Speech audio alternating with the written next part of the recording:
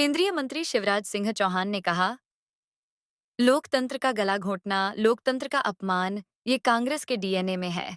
पहले भी 1975 में इंदिरा गांधी ने लोकतंत्र का गला घोंटा था और लोकतंत्र को पूरी तरह से समाप्त कर दिया था, और वही परंपरा राहुल गांधी आगे बढ़ा रहे हैं।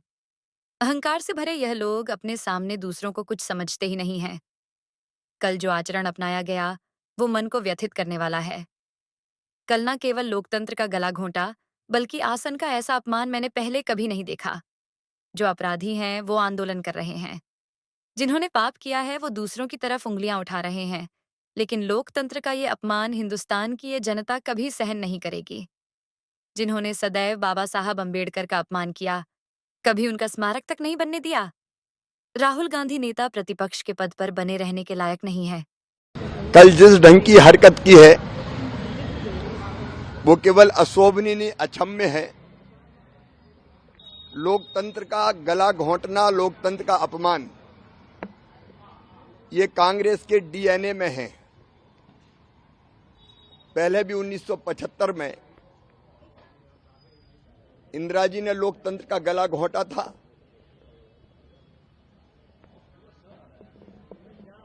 और लोकतंत्र को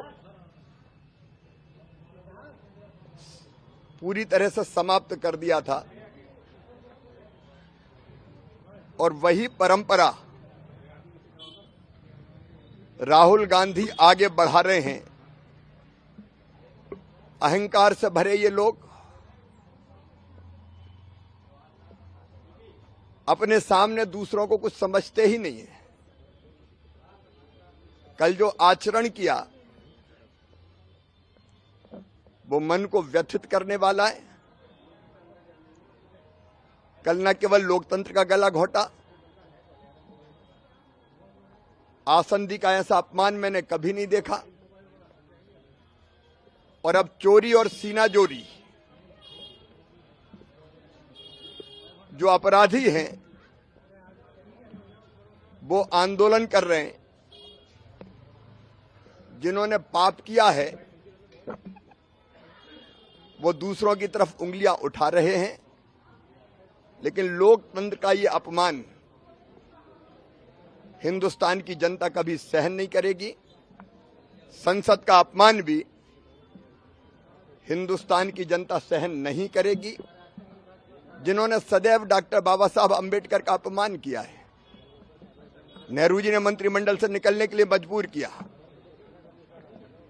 निकलने पर जश्न मनाया, चुनाव हरवाने का पाप किया, एक बार नहीं दो बार।